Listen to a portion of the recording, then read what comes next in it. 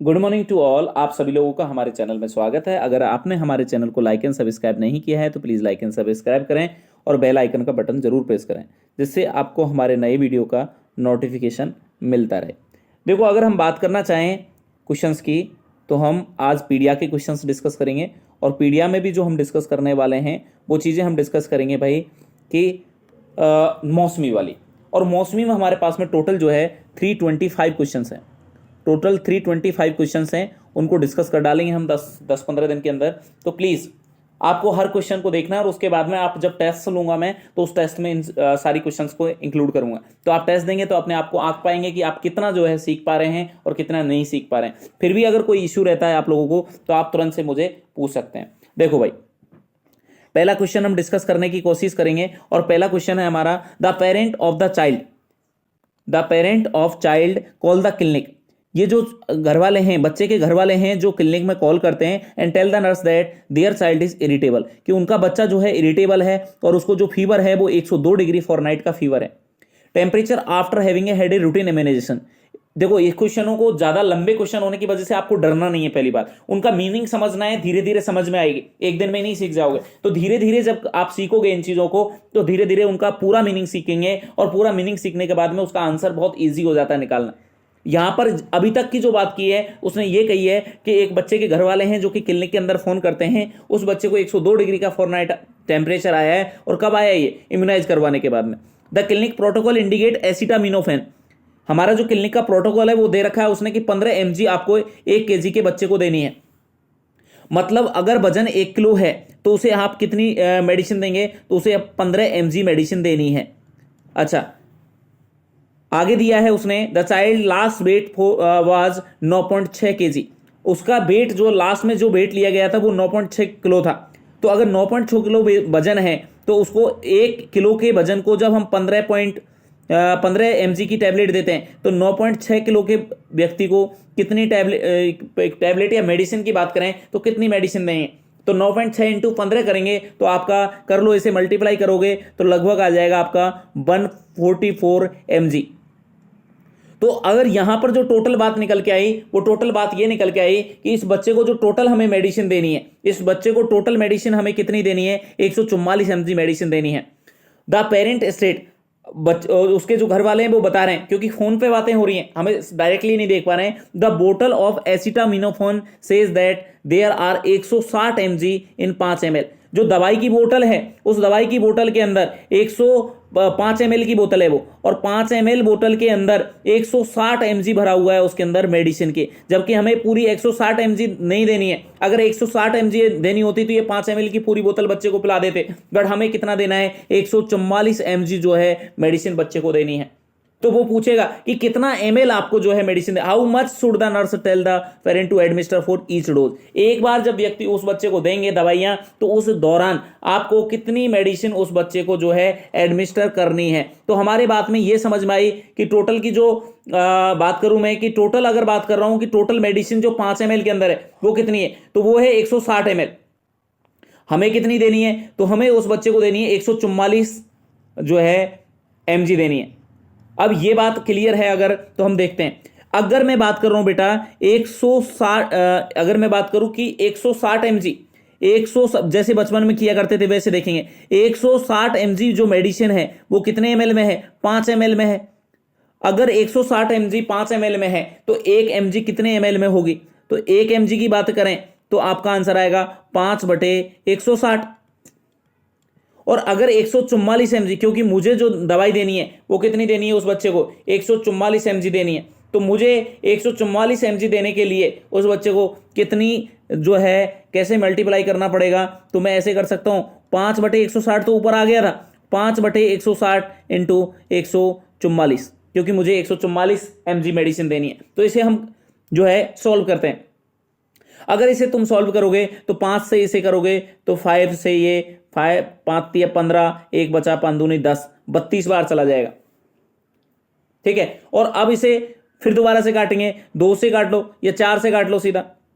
ठीक है ना, 4 से काट लो या 2 से काट लो, 2 से काट लो, 2 से काटोगे तो ये आ जाएगा आपका 2 से 16 बार कट जाएगा। और ये अगर काटोगे तो ये आपका 2 7 14, 2 दूनी 4, ये 72 बार कट जाएगा। अब इसे फिर 2 से काट ले फिर 2 से काटोगे तो ये 36 दूना 72 हो जाएगा और ये 8 आ जाएगा। फिर इसे 2 से काटें तो ये 2 की ये 9 हो जाएगा, सॉरी 4 हो जाएगा, और जो ये वाला जो है 18 हो जाएगा।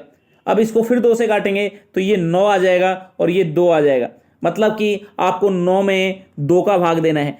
अगर 9 में आपको 2 का भाग देंगे तो 2 चौक 8, 1 बचेगा और 5, 2 पंजे 10, 4.5 ml मेडिसिन आपको जो है उस बच्चे को एडमिनिस्टर करेंगे। तो उस बच्चे को जो है कितनी दवाई मिल चुकी होगी? उस बच्चे को जो दवाई मिलेगी वो कितनी मिलेगी भाई? 144 mg मेडिसिन उस बच्चे को मिल जाएगी। बट ये मेडिसिन कब मिलेगी उस बच्चे को? जब आप उस बच्चे को जो है 4.5 ml मेडिसिन देंगे, क्योंकि हमारी 5 ml मेडिसिन के अंदर 160 mg बच्चे को मिलती, बट हमें 4.5 ml देनी है। और 4.5 ml जब आप बच्चे को देंगे मेडिसिन तो उससे क्या है, उसकी पूरी डोज बच्चे को मिल पाएगी 144 mg। ये बात किसको समझ नहीं आई? अगर नहीं समझ में आई दोबारा पूछना है, कोई भी इशू रहता है आप तुरंत से मुझे जाके कमेंट बॉक्स में जाके बता सकते हैं। अगला क्वेश्चन है आपका क्वेश्चन नंबर 2। क्वेश्चन नंबर 2 की अगर मैं बात करूं तो बेटा क्वेश्चन नंबर 2 में क्या दिया हुआ है देखने की कोशिश करें, इसको समझें। क्वेश्चन नंबर 2 में दिया हुआ है a family has decide to withhold. एक फैमिली है उसने डिसाइड किया है कि विदहोल्ड यानी रोकना। विदहोल्ड का मतलब होता है किसी चीज को रोकना, रोकना है। और यहां पे क्या रोकना है? Extra ordinary care. मैं नॉर्मल केयर की बात नहीं कर रहा हूं, यहां एक्स्ट्रा ऑर्डिनरी केयर के लिए बोला गया है। ऑर्डिनरी मतलब साधारण, आपको एक्स्ट्रा नहीं देना है, कुछ एक्स्ट्रा केयर नहीं देनी है। नॉर्मल पेशेंट को जितनी नीड है उतनी तो दे दो, एक्स्ट्रा ऑर्डिनरी केयर नहीं देनी है। For a new one with severe abnormality, उस बच्चे को बहुत ज्यादा अबनॉर्मलिटी है और सीवियर है, नॉर्मल नहीं है बच्चा, वो सीवियर अबनॉर्मलिटी के साथ में बच्चा है। उसके साथ में उसके घर वालों ने बोला है, उन्होंने डिसाइड किया है कि उसे हम एक्स्ट्रा ऑर्डिनरी केयर नहीं देंगे, उसे एक्स्ट्रा ऑर्डिनरी केयर को विदहोल्ड कर देंगे। How should the nurse interpret this decision? हम नर्स जो है कैसे इसे इंटरप्रेट करेगी, कैसे समझेगी इस डिसीजन को, क्या समझेगी वो? The new one has no right. अरे भाई उसके राइट्स जो हैं, नॉर्मल केयर के जो राइट्स हैं उसे सारी केयर दी जा रही है, उसको जितनी भी केयर है, पर एक्स्ट्रा केयर नहीं दी जा रही है। यहां पर एक्स्ट्रा केयर की बात हो रही है। एक्स्ट्रा केयर तो यहां पर किसी भी तरह की जो है उसके राइट के साथ में इग्नोर नहीं किया जा रहा है। और उसके राइट जो है, केयर देने के राइट हैं, उसे राइट तो फुल मिल रहे हैं, उसे नॉर्मल ऑर्डिनरी जो केयर है वो मिल पा रही है। तो पेशेंट के जो राइट्स हैं, जो बच्चे के राइट्स हैं, उनका तो हम ऑटोमेटिकली क्या कर रहे हैं, उनका पालन कर रहे हैं, उनको निभा रहे हैं। It is a same age euthanasia. Euthanasia का मतलब होता है जानबूझ के किसी की डेथ कर देना, मार देना किसी को। तो यूथेंसिया मार थोड़ी रहे हैं हम किसी को, ठीक है। ऐसा कुछ इंटरवेंशन करना, ऐसी कोई मेडिसिन दे देना पेशेंट को जिसकी वजह से उसकी डेथ हो जाए जल्दी से। कई बार होता है ना कि पेशेंट बहुत ज्यादा सीवियर कंडीशन में है, उसे दर्द ज्यादा हो रहा है, तो पेशेंट बोल रहा है कि मुझे मार दो भाई, तो उसे जानबूझकर ऐसी मेडिसिन लगा दी जाए जिसकी वजह से उसका जो है डेथ हो जाए, तो वो कहलाता है यूथेंसिया। यूथेंसिया का मतलब होता है इंटेंशनली ऐसा कुछ ट्रीट करना जिसकी वजह से उस पर्सन की डेथ हो जाए, उसे यूथेंसिया बोलते हैं। यहां कुछ ऐसा नहीं कर रहे हैं जिसकी वजह से उसकी डेथ हो, हम एक्स्ट्रा ऑर्डिनरी केयर को रोक रहे हैं मात्र। तो ना तो इससे पेशेंट के राइट्स का हनन हो रहा है, ना यहां जो है यूथेंसिया हो रहा है। It is a illegal profession practice. Illegal बिल्कुल भी नहीं है, इलीगल नहीं है, लीगल है भाई। घर वाले जो कहेंगे, क्योंकि बच्चा है उसका डिसीजन वो ही लेंगे, तो हम ये लीगल है। The new one is being allowed to die. जो पेशेंट है, न्यू बोर्न है, वो अलाउ कर दिया है, is being allowed to die, die करने के लिए, ठीक है। तो हां यहां पर ये हां, क्योंकि एक्स्ट्रा ऑर्डिनरी केयर की रिक्वायरमेंट थी और एक्स्ट्रा ऑर्डिनरी केयर नहीं देंगे बच्चे को, नॉर्मल उसकी नॉर्मल नीड है उनको फुलफिल करेंगे तो बच्चे की डेथ तो हो जाएगी। पर हमने कुछ एक्स्ट्रा मेडिसिन नहीं दी है मारने के लिए। अगर एक्स्ट्रा मेडिसिन दे देते उसे मारने के लिए, यूथेंसिया कहलाता। इलीगल है नहीं है, और राइट हम हनन कर नहीं रहे हैं, हम एक्स्ट्रा नहीं दे रहे हैं, नॉर्मल जो नीड है वो प्रोवाइड करा रहे हैं। बात क्लियर है? जैसे सर कैसे बात कर रहे हो, थोड़ा बताता हूं, सुनो। जैसे एक पेशेंट है जिसका हार्ट फेल हो गया, माना कि अब हार्ट फेल हो गया, उसे ऑक्सीजन चाहिए, हम ऑक्सीजन दे रहे हैं, पर हम यहां सर्जरी नहीं कर रहे हैं। एक्स्ट्रा ऑर्डिनरी में सर्जरी करनी पड़ेगी आपको, सर्जरी करके ट्रीट, सर्जरी का मना कर दिया घर वालों ने, सर्जरी मत दो, जब तक जीवित रहेगा ठीक है, नहीं तो मर जाने दो। अब हमने यहां पर इलीगल तो कुछ भी नहीं किया है, क्योंकि उन्होंने परमिशन नहीं दी है हमें, और हमें कंसेंट लेने का अधिकार कैसे? वहां पर इस बच्चे के केस में हम फैमिली से लेंगे, तो फैमिली देगी, यहां पर पेरेंट्स से देंगे, और पेरेंट्स से मना कर दिया है, तो आप इलीगल काम तो कर नहीं रहे हैं। पहली चीज तो इलीगल काम तो बिल्कुल भी नहीं है। दूसरी चीज आप समझें, यूथेंसिया, क्या मरने के हमने कुछ ऐसी मेडिसिन दी है कि जिससे मरेगा? कोई हम ऐसा कोई प्रोसीजर करें या किसी ऐसी मेडिसिन दे दें उस पर्सन को जिसकी वजह से उसकी डेथ हो जाए, तो यूथेंसिया कहलाता है। तो यूथेंसिया भी नहीं है, ये इलीगल बिल्कुल भी नहीं है। तो हमने उसे अलाउ कर दिया है डाई होने के लिए, बट क्या उसके राइट का हनन किया है? बिल्कुल भी उसके राइट्स का हमने किसी भी तरीके से हनन नहीं किया है भाई, ये बात आप अच्छे से समझ जाएं। नेक्स्ट क्वेश्चन की तरफ बढ़ते हैं और आपका जो नेक्स्ट क्वेश्चन आता है वो आपका आता है क्वेश्चन नंबर 3, और क्वेश्चन नंबर 3 की तरफ बढ़ते हैं। देखो आपका जो क्वेश्चन नंबर 3 आता है वो देखो क्या कहता है क्वेश्चन नंबर 3। क्वेश्चन नंबर 3 जो है आपका कहता है साहब, ए nurse is planning an initial home care visit. कई बार हमारा होता है ना, कम्युनिटी के अंदर विजिट्स होती हैं, कम्युनिटी में जाते हैं, वहां पर कोई नर्स है, तो a nurse is planning an initial home care visit to mother who gave birth to high risk infant. एक ऐसा बच्चा जो कि हाई रिस्क था, और हाई रिस्क जो है उस बच्चे को उस माँ ने जन्म दिया है, हाई रिस्क बच्चा है जिसको एक माँ ने जन्म दिया है, उसके घर पे जो है नर्स विजिट करने की सोच रही है। For what time of the day should the nurse schedule the visit for it to be most productive. कि हमें कौन सा टाइम है जो डिसाइड करना चाहिए उस नर्स को, जिसकी शेड्यूल करना चाहिए विजिट के लिए, जिससे कि वो बहुत ज्यादा प्रोडक्टिव हो, बहुत ज्यादा उसका बेनिफिट मिले वहां विजिट का। तो विजिट का बेनिफिट तभी मिल सकता है जब वो लोग जो है उस बात को समझे। अच्छा, हमें यहां पर यह ध्यान देने की बातें हैं, क्या हमें पेशेंट को समझाना है या पेशेंट के रिलेटिव को भी वो बातें समझानी है जो पेशेंट की केयर में हेल्प करेंगे? तो यहां पर मां को ही नहीं समझाना है, क्योंकि बच्चे को थोड़ी समझाओगे, मां को ही नहीं समझाना, मां के अदर जो मेंबर्स हैं जैसे कि उसके हस्बैंड हो सकते हैं, सास हो सकती है, ससुर, सबको समझाना है जिससे वो उनकी केयर में हेल्प कर पाए, उन्हें परेशान ना करें।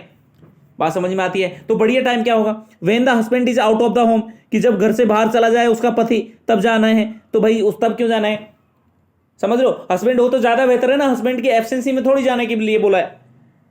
Eight a time the mother is feeding the infant, कि जब मदर जो है बच्चे को फीड करा रही होगी, तो बच्चे को फीड करा रही होगी, आप जाएंगे तो क्या हो सकता है नहीं, यहाँ पर तो नहीं लिखा है कि नर्स जो है फीमेल ही है, तो मेल भी हो सकता है, फीमेल भी हो सकता है। दूसरी चीज यहाँ पे ये भी दिक्कत रहेगी, वो फीडिंग करा रही है बच्चे को, तो वो डिस्टर्ब होगी, वो आपसे बातें करेगी, आपके क्वेश्चनों को रिप्लाई करेगी, या बच्चे को फीड कराए, तो दिक्कत हो सकती है, तो फीडिंग के टाइम में बिजी रहेगी। At a time that is convenient for the family, कि जो सुविधाजनक हो उसकी फैमिली के लिए, वो टाइम डिसाइड करें। या फिर when the nurse can spend time with the family, या हमारे टाइम के अकॉर्डिंग देखना है। बेटा हमें जब भी पेशेंट की बात आती है, हमें अपना ध्यान नहीं रख के पेशेंट को ज्यादा प्रायोरिटी देनी होती है, तो हमें पेशेंट का कन्वीनियंट टाइम देखना है, उसकी फैमिली का कन्वीनियंट टाइम देखना है, कि जो फैमिली है हमें कब टाइम दे सकती है और हमारी बात को कब बढ़िया से समझ सकती है, सुन सकती है। एक तो उसके घर वाले काम में लगे हुए हैं और आप जाएंगे और आप अपनी बातों को रख रहे हैं और वो अपना काम कर रहे हैं, तो क्या वो इफेक्टिव प्रोडक्टिविटी इतनी आ सकती है कि जितना आप समझाने की कोशिश कर रहे हैं उतना नहीं हो पाएगा। तो हमें ज्यादा से ज्यादा कोशिश करनी है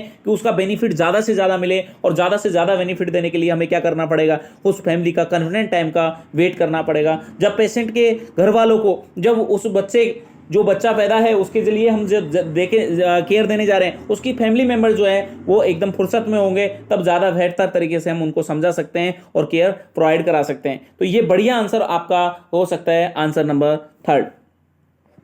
नेक्स्ट क्वेश्चन की तरफ बढ़ते हैं और आपका जो नेक्स्ट क्वेश्चन आएगा साहब, नेक्स्ट क्वेश्चन आएगा आपका क्वेश्चन नंबर 4। क्वेश्चन नंबर 4 को समझें। What is the first action a nurse should take before administering, sorry, यहां पर अगर क्वेश्चन को देखने की कोशिश करेंगे तुम, तो बहुत सीधा क्वेश्चन था। एक मिनट का वक्त दें। तो यहां पर जो उसने बोला था कि भैया फर्स्ट एक्शन क्या करेंगे, एक नर्स है वो फर्स्ट एक्शन क्या करेगी, कब के लिए बोला है ये फर्स्ट एक्शन के लिए? First action take before administering a tube feeding to an infant. एक बच्चा है जिसे हम ट्यूब फीडिंग दे रहे हैं, उस बच्चे को ट्यूब फीडिंग दी जा रही है, ट्यूब से फीडिंग, एनजी ट्यूब लगा रखी है और ट्यूब से फीडिंग करा रहे हो, और ट्यूब से फीडिंग करने के बाद में नर्स क्या ध्यान रखेगी? Irrigate the tube with the water. ये इरिगेट करते हैं, बट इरिगेट पहले थोड़ी करते हैं जब हम बच्चे को खाना दे देते हैं, या किसी भी व्यक्ति को जब एनजी ट्यूब लगी होती है तो खाना देने के जस्ट बाद हमें उसे क्या करते हैं? इरिगेट करना होता है, जिससे जो खाना दिया है उस ट्यूब के अंदर जमे ना, क्लॉग ना हो, स्टोनेसिस ना हो, इस कंडीशन को प्रिवेंट करने के लिए। Offer a pacifier to infant. Pacifier क्या होता है? पेसिफायर बेटा वो होता है जो एक निपल जैसा आता है, निपल जैसा आता है पर उसके अंदर कुछ भरा हुआ नहीं है, बस निपल है जिसको बच्चा जो है दबाता रहेगा अपने दांतों से, मुंह से, बस पेसिफायर।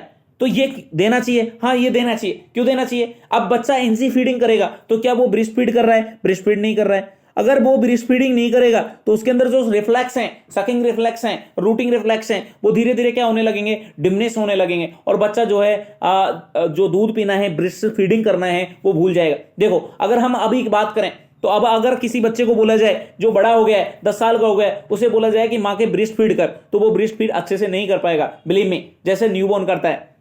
तो ब्रेस्ट फीडिंग नहीं कर पाएगा, ब्रेस्ट फीडिंग को भूल नहीं जाए, इसके लिए क्या हम बच्चे को पेसिफायर दे सकते हैं? ऐसे बच्चे जो कि एनजी फीडिंग पे हैं, क्योंकि वो जो है ब्रेस्ट फीड करना भूल जाएंगे, तो हाँ उसे हमें पेसिफायर देना है। Slowly instill the 10 ml of the formula, कि हमें फॉर्मूला का 10 ml देना है, नहीं साहब ये भी सही नहीं है, क्योंकि 10 ml ही थोड़ी देना है। बात को समझें आप, 10 ml ही थोड़ी देना है हमें, ये तो हम बाद में देंगे, और कितना देना है वो तो डिसाइड होगा पहले से। Place the infant in the Trendelenburg position, अरे भाई ट्रेंडिलियन पोजीशन में थोड़ी देते हैं बच्चे को अपराइट पोजीशन देना है। हो सकता है तो उसे हम थोड़ा सा एलिवेट करेंगे, उसका हेड एलिवेशन होना चाहिए, हेड एलिवेशन के बाद में ही उस बच्चे को जो है कुछ भी देना है तो हेड एलिवेशन के बाद में देना है। अगर हेड एलिवेशन नहीं करोगे, तुम उल्टा कर दिया, सिर नीचे कर दिया, पैर ऊपर कर दिए, तो बच्चे को जो भी तुम दोगे वो वापस निकल जाएगा ना, बच्चा रिगर्गिटेट करेगा, उसके अंदर वॉमिटिंग जैसी शिकायत होगी, और ये कंडीशन जो है एस्पिरेशन करवा सकती है। तो आपको कभी भी ट्रेंडलबर्ग पोजीशन में नहीं देना है। तो ये आंसर नहीं है, ये आंसर नहीं है, ये आंसर नहीं है। बढ़िया आपका आंसर हो सकता है आंसर नंबर 2। ये समझे आप। अगले क्वेश्चन की तरफ बढ़ते हैं और आपका अगला क्वेश्चन आ जाता है क्वेश्चन नंबर 5। और क्वेश्चन नंबर 5 क्या कह रहा है देखते हैं। क्वेश्चन नंबर 5 आपका कह रहा है कि देखो, which nursing intervention provide the most support to the parent of infant with a obvious physical anomaly. एक बच्चा है जिसको बहुत बड़ी ऑब्वियस फिजिकल एनोमली है, तो उसके पेरेंट्स को आप किस तरीके से सपोर्ट कर सकते हैं? मोस्ट इंपॉर्टेंट, उस पेशेंट के पेरेंट्स की सपोर्ट करने के लिए आप क्या कर सकते हैं, ये पूछा गया आपसे। तो देखते हैं साहब इसमें क्या आप कर सकते हैं।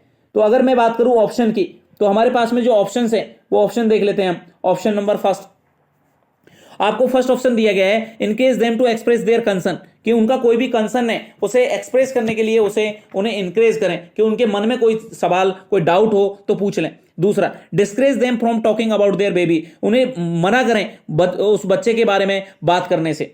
देखो बेटा, अगर आपको मैं पढ़ा रहा हूं और आपको पढ़ाते पढ़ाते मैं आपको बोलूं कि कोई बच्चा क्वेश्चन नहीं पूछेगा, तो आपके मन में जो क्वेश्चंस आएंगे वो क्लियर हो जाएंगे, या आप उन क्वेश्चनों के से लगातार परेशान होते रहेंगे? तो लगातार परेशान होते रहेंगे। तो आपको मौका देना चाहिए, ना कि डिस्करेज करना चाहिए, आपको इनकरेज करना चाहिए। दूसरा, assure them not to worry because the anomaly can be repaired, कि एनोमली जो है रिपेयर्ड हो जाएगी, इसलिए उन्हें चिंतित होने की जरूरत नहीं है। ऐसा अश्योर नहीं करना है, हम उनके मन में क्या क्वेश्चंस हैं, उन मन में क्वेश्चंस को समझना चाहिए। अब जब तुम क्वेश्चंस पूछने की कोशिश करो और मैं बोलूं तुम्हारा सिलेक्शन हो जाओगे, घबराओ मत, तो क्या तुम्हारा सिलेक्शन रियल में तुम्हें घबराहट मिट जाएगी? नहीं मिटेगी ना भाई। जब तक तुम्हारे क्वेश्चनों का जवाब नहीं होगा तब तक जो है तुम्हारी घबराहट नहीं मिटेगी, तुम्हें जो एंजाइटी फील है वो नहीं मिटेगी। इसीलिए जब पेरेंट्स के जो क्वेश्चंस आ रहे हैं तो उनको हमें रिप्लाई करना चाहिए, नहीं कि उन्हें अश्योर करना चाहिए। So them post operative photograph of infant when they had similar anomaly, कि मतलब कोई दूसरे बच्चे के आप फोटोग्राफ दिखा दो उन्हें जिनको ऐसी दिक्कत थी। नहीं भाई, पहले ये जानो कि दिक्कत क्या है उनको, क्यों वो घबराए हुए हैं, क्यों, क्या दिक्कत है उन्हें, तभी तो आप सपोर्ट कर पाओगे। किसी व्यक्ति की आप सपोर्ट करने गए तो ऐसा थोड़ी है उसकी समस्या बिना जाने उसको सपोर्ट कर सकते हो। उसे क्या समस्या है ये जानने के बाद ही तो उसे सपोर्ट कर पाओगे। उसे खाने की जरूरत है, प्यास लगी हुई है, या पैसे की जरूरत है। समझ गए मेरी बात? तो बढ़िया आंसर हो सकता है encourage them to express their concerns, उनका जो भी कंसर्न है उसे एक्सप्रेस करने का उन्हें मौका देना चाहिए, उसके बाद हम कुछ कर सकते हैं। अगला क्वेश्चन की तरफ बढ़ते हैं और आपका अगला क्वेश्चन आ जाता है बेटा क्वेश्चन नंबर 6। क्वेश्चन नंबर 6 की अगर मैं बात करूं तो क्वेश्चन नंबर 6 क्या कहता है, when picked up by a parent और nurse N 8 month old infant scream and seem to be in pain। Pickup का मतलब है जब उसे उठाया जाता है, किसके द्वारा, या तो उसके घर वाले उठाएं या नर्स उठाए, किसको, 8 महीने के बच्चे को, 8 महीने के इन्फेंट को जब कोई घर वाला उठाता है तो बच्चा क्या करता है, स्क्रीम करता है, वो चिल्लाने लगता है, and seem to be in pain, और ऐसा प्रतीत होता है, ऐसा लगता है कि जो वो बच्चा है वो पेन के अंदर है, उसके अंदर दर्द हो रहा है। आफ्टर ऑब्जर्विंग दिस बिहेवियर, हमने ये चीज देखी कि जब भी हमने उठाया या उसके घर वालों ने उठाया तो बच्चा जो है चिल्लाता है। ये देखने के बाद में what should the nurse discuss with the parent, हमें पेरेंट के साथ में अब क्या बात करनी चाहिए, ऐसी condition. Accident and the importance of their prevention, कि एक्सीडेंट के बारे में बात, अरे एक्सीडेंट क्या है, अब तो जो दिक्कत है उसका सामना करो, आगे की बातें कर रहे हो तुम कि आगे एक्सीडेंट ना हो, उनको कैसे हम प्रिवेंट कर सकते हैं, तो ये बात तो अलग बात है। क्या क्वेश्चन लेके जा रहा है इस बात पर, इस बात से बिल्कुल भी हमें दूर लेके जा रहा है। Limiting play time with other children in the family, कि अदर चिल्ड्रन जो फैमिली में है उनका जो है प्ले टाइम जो है उसको लिमिट कर देना चाहिए, तो ये भी कहीं ना कहीं हमारी समस्या को कोई भी जो है सॉल्यूशन नहीं दे रहा है। अगला देखें, food and specific vitamin that should be given to infant, ये तो न्यूट्रिशन की बातें करने लगा है, जबकि हमें दिक्कत क्या हो रही है कि बच्चा जब हम गोद में लेते हैं तो बच्चा रोने लगता है, उसका समस्या का ढूंढना है। Any other behaviour that the parent may have notice, हमें पूछना है कि और भी इसके अलावा क्या इस बच्चे को कोई अदर बिहेवियरल प्रॉब्लम तो नहीं है, कोई और दिक्कतें, कोई आपने और कोई साइन सिम्टम नोटिस तो नहीं किए हैं, उनके बारे में पूछना। हाँ, हमें पेशेंट के बारे में डिटेल्ड हिस्ट्री की जरूरत होती है और डिटेल्ड हिस्ट्री उसके पेरेंट्स से कलेक्ट की जाती है, तो यहां पर बढ़िया आंसर जो हो सकता है, answer number 3 is a better answer. अगर कोई भी क्वेश्चन बेटा समझ नहीं आता है तो मुझे डायरेक्टली पूछ सकते हो, आप कमेंट में जाके पूछ लो, नहीं तो ये पेपर में जल्दी ही पेपर में बनाऊंगा और पेपर में दूंगा आपको, उससे बेहतर है कि पेपर में जब बनाऊं उससे पहले आप इन क्वेश्चनों को पूछ लें मेरे से, ठीक है। चलो नेक्स्ट क्वेश्चन की तरफ बढ़ते हैं, और आपका नेक्स्ट क्वेश्चन आता है क्वेश्चन नंबर जो है 7, और क्वेश्चन नंबर 7 को अगर हम समझें, क्वेश्चन नंबर को अगर 7 को समझने की कोशिश करें, एक 1 week old infant has been in the paediatric unit, एक 7 महीने का बच्चा है, सॉरी 7 वीक का बच्चा है, 7 दिन का बच्चा है, 7 वीक नहीं 7 दिन का बच्चा है, 1 वीक का बच्चा है, पीडियाट्रिक यूनिट के अंदर है, 18 hours following the placement of the spica cast, spike का कास्ट लगा दिया, उसके अंदर कास्ट लगा रखा है। The nurse observe respiratory rate of fewer than 24 breath per minute, उसकी रेस्पिरेटरी रेट जो है बच्चे की, और वो बच्चे की रेस्पिरेटरी रेट आ रही है 24 ब्रीथ पर मिनट, उस बच्चे की जो रेस्पिरेटरी रेट है वो बच्चे की जो रेस्पिरेटरी रेट है वो 24 ब्रीथ पर मिनट है, कम आ रही है, क्योंकि नॉर्मल बच्चे की जो ब्रीथ है वो कितनी होनी चाहिए, 40 से 60 ब्रीथ पर मिनट होनी चाहिए, 40 से 60 ब्रीथ पर मिनट होना चाहिए, जबकि बच्चे की जो ब्रीथ आ रही है, सांस आ रहा है, वो 24 ब्रीथ पर मिनट आ रहा है। No other changes are noted, यहां पर अदर किसी भी तरह का कोई भी चेंजेस नहीं है। जो because the infant apparently well, हमें देखने पे बच्चा बढ़िया लग रहा है, the nurse does not report to the और डॉक्यूमेंटेशन, ना तो इस बारे में बात जो है नर्स है किसी को बताती है, ना ही इसे डॉक्यूमेंट करती है कि 24 ब्रीथ पर मिनट उसे आ रहा है, उसे कम आ रहा है, उसे फेवर आ रहा है। Too slow the respiration several hour later, कुछ ही घंटों बाद में the infant experience severe respiratory distress, उस बच्चे को सीवियर रेस्पिरेटरी डिस्ट्रेस हो चुका है। An emergency care is necessary, और उसे इमरजेंसी केयर की रिक्वायरमेंट है। What should be considered if legal action is taken, अगर इस कंडीशन में हम लीगल एक्शन लें तो क्या कंडीशन आपको जो है देखनी पड़ेगी। मोस्ट इन्फेंट रेस्पिरेशन है slow when they are uncomfortable, slow नहीं होगा भाई, बढ़ेगा, तुम भी अगर अनकंफर्टेबल होंगे आप, तुम्हारी सांसें फूलने लगेंगी तो बच्चे की भी फूलेगी, तो ये तो बात गलत है। The respiration of young children are irregular, so a drop in the rate is unimportant, कि यहाँ ड्रॉप ऑफ जो है जो उसका गिरा है, कम हुआ है, वो कोई इंपॉर्टेंट नहीं है भाई, ऐसा बिल्कुल भी नहीं है। अगर नॉर्मल 40 से 60 है, अगर इससे नीचे गिर रहा है तो आपको रिपोर्ट करना चाहिए था, आपको डॉक्यूमेंट करना चाहिए, जो कि गलत बात है, नहीं किया आपने। अगली चीज, vital sign that are outside the expected parameters are significant and should be documented, कि वाइटल साइन अगर जो नॉर्मल रेंज है, एक्सपेक्टेड जो पैरामीटर्स हैं उनसे अगर ऊपर नीचे होते हैं, आउटसाइड होते हैं, कम या ज्यादा होते हैं, तो ये सिग्निफिकेंट होते हैं, ये बहुत महत्वपूर्ण होते हैं, और इनको आपको क्या करना चाहिए, डॉक्यूमेंट करना चाहिए। The respiratory tract of young infant is under developed, कि जो बच्चे हैं, जो छोटा बच्चा है, यंग इन्फेंट है, उनका अंडर डेवलप्ड रेस्पिरेटरी ट्रैक्ट होता है, and their respiratory rate is not significant, और उनकी रेस्पिरेटरी रेट सिग्निफिकेंट नहीं होती है, महत्वपूर्ण नहीं होती। ये बात तो बिल्कुल गलत है भाई, उनकी बहुत ज्यादा महत्वपूर्ण होती है, और 40 से 60 के बीच में ही होनी चाहिए। इससे कम और ज्यादा हो तो आपको डॉक्यूमेंट भी करना है और आपको रिपोर्ट भी करना है, ठीक है। नेक्स्ट क्वेश्चन की तरफ बढ़ते हैं, और आपका जो नेक्स्ट क्वेश्चन आता है वो क्वेश्चन नंबर अगर बात करूं तो आपका नेक्स्ट क्वेश्चन जो आता है वो आता है आपका question number 8।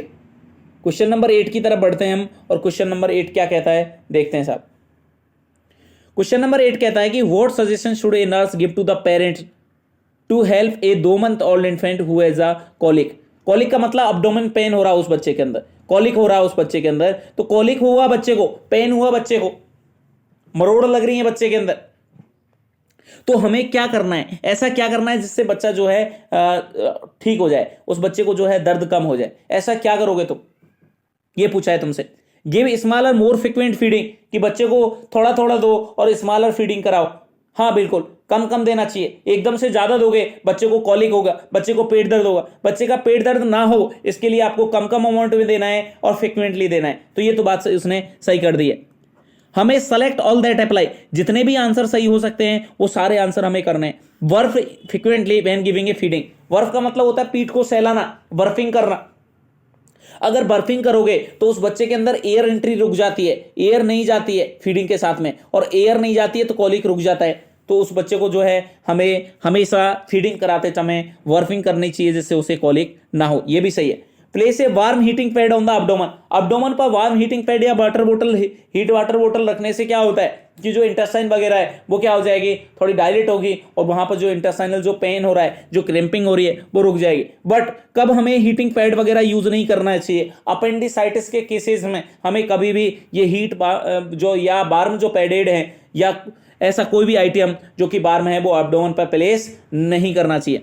Of a warm sweetened T when crying begin, ये नहीं करना है भाई, इससे क्या बेनिफिट है, कुछ नहीं मिलेगा। Rock the baby gently, quiet room में बच्चे को शांत कमरे में ले जाने से क्या बच्चे का दर्द कम हो जाएगा, नहीं हो रहा भाई, वो तो अंदर से हो रहा है, कमरे की वजह से थोड़ी हो रहा है दर्द, कि शांत कमरे में ले जाने से वो सही हो जाएगा। तो यहां पर बढ़िया आंसर जो हो सकते हैं आपके 1 2 3 आपके बेटर आंसर हो सकते हैं। नेक्स्ट क्वेश्चन की तरफ बढ़ते हैं और आपका जो नेक्स्ट क्वेश्चन हो सकता है वो नेक्स्ट क्वेश्चन है आपका क्वेश्चन नंबर 9। और 9 नंबर क्वेश्चन को अगर मैं देखने की कोशिश करूं तो भाई बढ़िया है क्वेश्चन, देख लीजिए आप।